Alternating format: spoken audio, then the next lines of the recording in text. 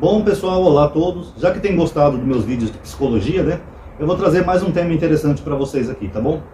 Eu vou começar contando uma história, que é uma história real.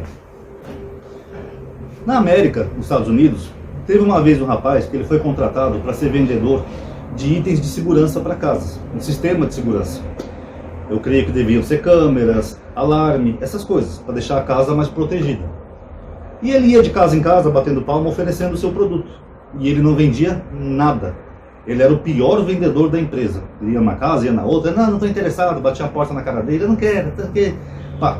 Até porque vocês sabem, pessoal, que nos Estados Unidos, os índices de segurança lá são melhores que aqui no Brasil, né? Lá as casas não tem nem muro, as casas são separadas, aquelas casas grandes, de madeira, e você não vê muitos relatos realmente de violência lá. Então os índices de segurança nos Estados Unidos é muito superior ao Brasil. Então por isso esse vendedor não conseguia vender nada. Aí ele não recebia dinheiro, porque ele, vendedor vive de comissão. O patrão estava quase querendo já mandar ele embora, porque ele não vendia nada, ele era o pior da empresa. Aí ele resolveu ter uma ideia, que não é uma ideia original dele, mas é o foco desse vídeo, que é uma das ideias mais antigas da humanidade. Ele bateu numa casa, em cada casa que ele batia, antes de oferecer o seu produto, ele começava criando uma narrativa, uma história falsa. Por exemplo, ele bateu numa casa, a dona da casa abriu a porta, ele fez cara de surpreso, nossa, surpresa que a senhora me atendeu tão bem assim, né, tão rápido, depois do que aconteceu aqui no bairro. O que aconteceu aqui no bairro? Ah, você não soube? A casa do Sr. Johnson, lá em cima, no outro lado do bairro, foi assaltada. Tem uma quadrilha que está roubando casas aqui. Ela falou, sério? Eu não sabia. Falou, sério. Até balearam o dono da casa, foi terrível, terrível. Em outra casa ele já falava parecido. Nossa, você soube que tem uma quadrilha roubando casas aqui no bairro? É, tá todo mundo apavorado, não se fala em outra coisa. Você não conversa com seus amigos sobre isso? Não, não sabia, não sei o quê. Ele ia botando medo nas pessoas, ia tocando terror na cabeça das pessoas. E as pessoas acreditavam que essas histórias eram reais. Porque segundo alguns experimentos psicológicos, a forma como você transmite informação pode ser a informação mais absurda do mundo. Se você souber transmitir a informação, tiver um mínimo de persuasão, você convence a pessoa. Tanto que teve um programa que eu assistia no History Channel, que eu tinha TV paga antigamente, na época da minha mãe, que era um programa de experimentos sociais, psicológicos. Uma vez eles colocaram um cara fingindo ser um repórter de TV, colocaram um logo de uma emissora falsa. No microfone dele também estava adesivado um logotipo da emissora, ele vestido de terno e gravata, como se ele fosse um repórter, e ele saía perguntando coisas absurdas para as pessoas na rua, e as pessoas acreditavam. Ele chegou para um rapaz e falou assim, o que você acha da decisão do Texas de ter se separado hoje dos Estados Unidos, decretando a sua independência? Sério? O Texas se separou? Eu tenho parente lá. Como é que eu vou fazer agora? Quer dizer, a informação era absurda, mas a pessoa acreditava, porque é psicológico. Elas viam uma emissora de TV, logotipo, cara de terno, parecendo um repórter, a pessoa acreditava que aquilo era verdade. E eram perguntas desse tipo que ele fazia. Outra vez ele perguntou para uma pessoa assim, o que você acha dessa ideia dos americanos de explodir ogivas nucleares na Lua? Eles vão explodir ogivas nucleares na Lua? Então, só pela forma como ele transmitia a informação, as pessoas acreditavam, por mais absurdo que fosse a informação. O mesmo aconteceu com esse vendedor. Ele tocava o terror na cabeça das pessoas. O bairro era seguro, não tinha tido nenhum assalto no bairro. Mas a forma como ele transmitia a informação fazia com que as pessoas acreditassem. Aí ele tirava a carta da manga. Olha, por coincidência, eu represento uma firma que nós trabalhamos com equipamento de segurança. Eu mesmo tenho na minha casa, porque eu quero proteger minha família, né? Afinal, eu não sou bobo, né? Eu não vou deixar minha família correndo risco. Esse tipo de narrativa também funciona, né? Que a pessoa começa a se sentir meio culpada. Ah, ele protege a família dele, eu não estou protegendo a minha, né? Eu estou vacilando nisso. Então essas formas como ele começou a transmitir informação, ele começou a vender muito. De pior vendedor da firma, ele passou a ser o número 1, o vendedor revelação da firma. Porque a forma como ele transmitia a informação fez ele ser um grande vendedor. Inclusive, só por curiosidade, para quem não sabe, eu já fui vendedor de livros um tempo, tá? Eu também fui revelação quando eu vendia livro. Porque eu também, mesmo sem ler tanto de psicologia naquela época, quando eu estudava esses assuntos, mas eu usava táticas que eram psicológicas e eu sabia que eram psicológicas. Eu fazia de propósito. Que nem uma vez eu fui na casa de uma médica, uma casa muito chique, muito rica. Eu não lembro qual estado do Brasil era, mas eu acho que era Minas Gerais. E eu percebi que a mulher era muito rica, né? Ela tinha muito dinheiro. Aí ela gostou da enciclopédia que eu queria vender, mas ela estava reclamando, é muito caro, que não sei o quê, que na época a enciclopédia, se fosse hoje, seria uns R$1.500 uma coleção de livros.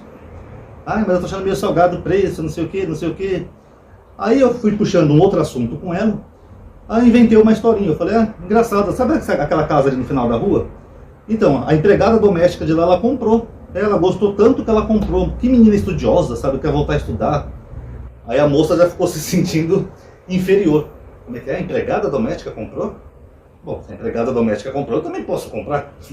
Aí assim ela pegou e comprou. Então é claro que cada caso era um caso. Eu tinha que avaliar psicologicamente o cliente que eu estava lidando, e eu criava sempre alguma artimanha psicológica para tentar convencer o cliente a comprar. Tanto que eu tenho até hoje aqui em casa um troféu de vendedor, tá? Eu fui um vendedor revelação por causa disso. Isso tudo é psicológico, tá? São táticas. Agora, nesse caso desse vendedor de sistema de segurança, ele fez uma coisa que a igreja também fez. É você criar um inimigo imaginário para você vender uma solução. Porque, como eu falei, nos Estados Unidos tem bairros lá que são super seguros. São bairros com casas sem muro, aquelas casas grandes, com quintal separada. Você quase nem vê gente na rua, não tem violência, enfim. Mas ele conseguiu criar um inimigo imaginário, colocou o terror na cabeça das pessoas para convencer essas pessoas a comprar o seu produto. Foi exatamente o que a igreja fez. Por exemplo, a figura do diabo não tem na Bíblia, tá? Não é o foco desse vídeo, mas eu já tenho vários vídeos aqui no canal explicando o termo, Satã, tudo bonitinho. Não existe nenhum ser chamado Satanás na Bíblia, tá? Eu vou tentar colocar na tela final desse vídeo. E os primeiros cristãos sabiam disso. Quando eles liam as epístolas de Paulo, por exemplo, ou Pedro falando assim, o Satanás, o diabo branda ao seu redor como um leão, querendo te devorar.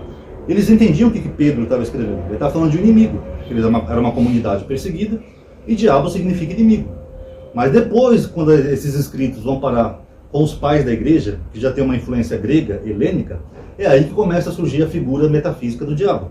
Justino, por exemplo, Justino Mártir, Justino, quando ele está combatendo, né, na sua apologia, combatendo as mentiras que falavam dos cristãos, Justino está combatendo um argumento que as pessoas comparavam a história de Jesus com outras histórias dos mitos gregos. Héracles, Heráclito, Dionísio, Baco, etc. Aí Justino fala assim, são parecidas as histórias. As histórias que nós falamos de Jesus são bem idênticas às histórias que vocês têm dos seus deuses. Mas o diabo, que foi astuto, e inspirou os autores gregos a criar essas histórias parecidas para desacreditar Jesus. Você vê, o próprio Justino admite que a história de Jesus é idêntica a essas outras. Mas ele usa o diabo como desculpa para explicar isso. Ele fala que o diabo, antes de Jesus nascer, ele fez os escritores gregos escrever a história parecida para ninguém acreditar em Jesus. Você vê como é patético esse argumento. E tem cristãos que usam esse argumento até hoje, quando a gente fala que a história de Jesus é idêntica de outros personagens. Inclusive eu tenho um e-book, né, chamado Jesuses antes de Jesus, tá? Onde eu peguei todos esses personagens que são parecidos com Jesus, desde deuses solares como Buda, Krishna, Mitra, até personagens reais como Vespasiano, ou personagens do Velho Testamento como Moisés, Elias, José do Egito, e dentre tantos outros, Zaratrusta, Tamuz e tantos personagens, e eu fui analisando e comparando o que eles têm de semelhante e diferente de Jesus, tá? Se alguém tiver vontade de adquirir, o contato está aí na descrição, tá? Tem meu Pix e meu telefone aí do WhatsApp, tá bom? Mas continuando. Então depois a igreja, ela viu que era muito vantajoso você usar essa tática. Você criar um ser imaginário para você vender um produto. Então o diabo, a partir do segundo século, que Justino ele é do ano 100 até o ano 165, então já logo do segundo século o diabo passou a ser um ser. E passou a ser um ser presente na igreja e nas escrituras. Sendo que até então ele não era. E a igreja começou a usar a figura do diabo, do inferno, para poder botar medo nas pessoas. Lembrando que a gente está falando de uma época bem remota, que não se tinha ciência, tecnologia, então era muito mais fácil você aterrorizar as pessoas. Por medo do diabo, a igreja foi enriquecendo e crescendo. Claro que tem outros fatores, tá? Não é só o medo do diabo, mas o medo do diabo foi um dos fatores que ajudou a igreja a crescer, tá? Eu tenho que ser bem específico, porque naquele vídeo que eu falei dos ratos, né?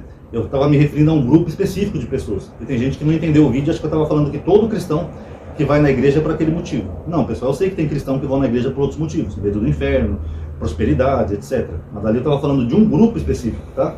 Que nem eu estou falando aqui agora. O diabo era um motivo específico que eu estou falando, não todos os motivos, que ajudou a igreja a crescer. Quando chega mais ou menos no século XVI, na época contemporânea de Lutero, a igreja decide fazer o Vaticano. Eles tinham uma basílica mais simples lá, aí eles fazem essa magnífica Basílica de São Pedro, que existe até hoje. Para fazer o Vaticano, eles precisavam de mais dinheiro. Então o que eles faziam? Eles começaram a tocar o terror na Idade Média. Você via padres falando de inferno, ameaçando as pessoas, etc. Falando que o seu corpo ia arder todo no inferno. Tem até uma cena de um filme que eles fizeram, uma dramatização de um padre, que ele está numa fogueira assim, ele põe a mão no fogo e queima. Ele fala, tá vendo? Isso arde?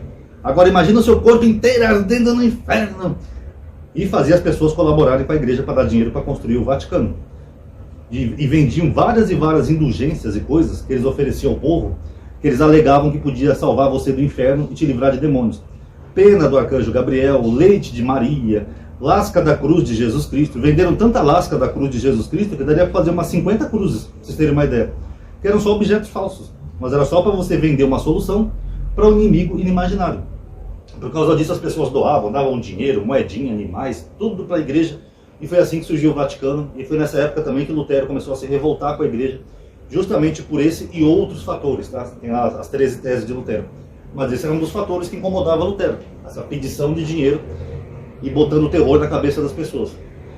Depois que veio a reforma protestante, Lutero até que ele combateu um pouco essas ideias.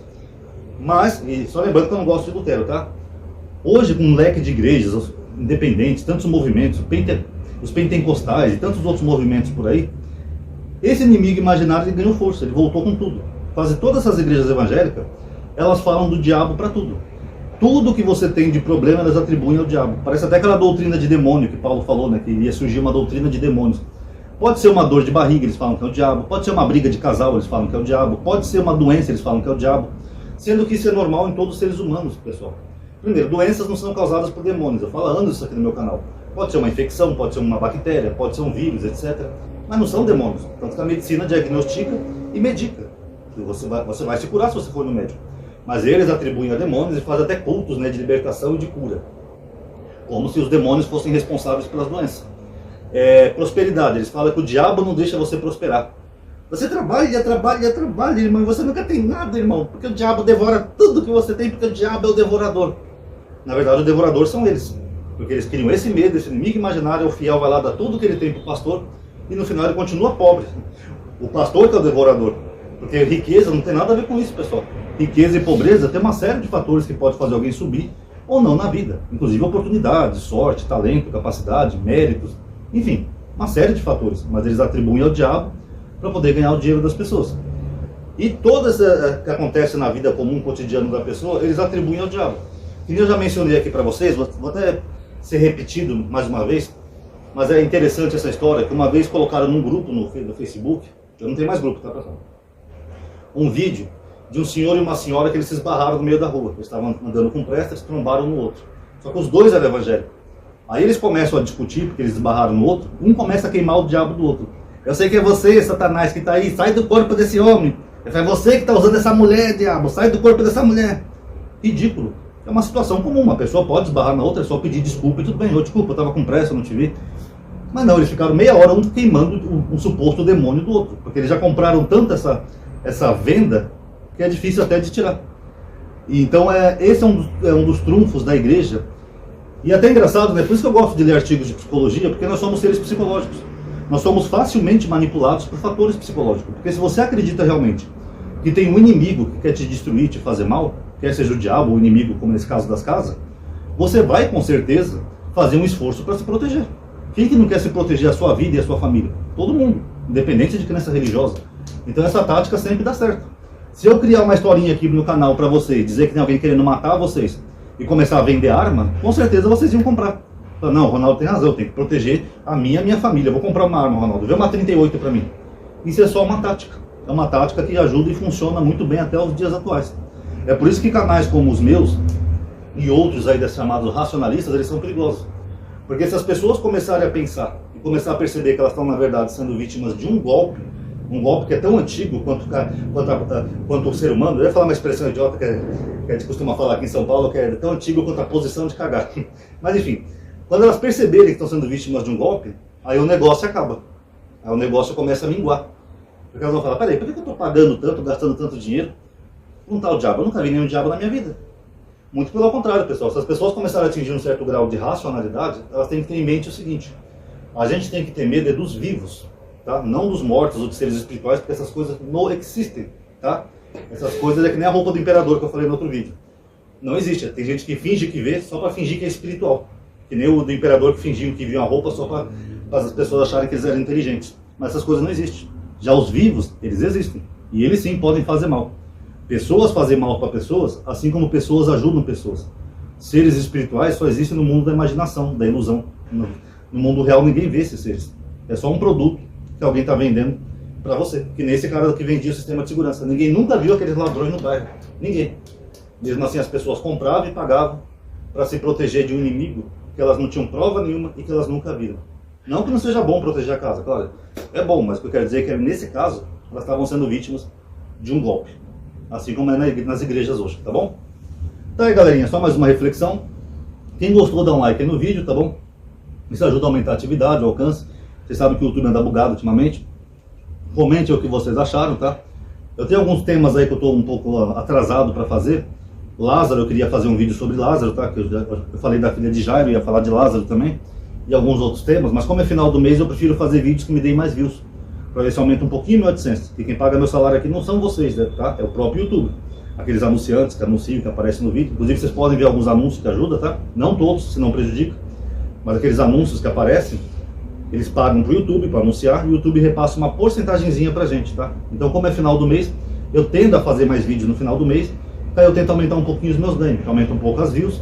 E aí no outro mês, quem sabe eu ganho um pouquinho mais, tá bom? Então quem gostou, comente o que achou, dê o like aí. Obrigado por ter assistido. Paz a todos.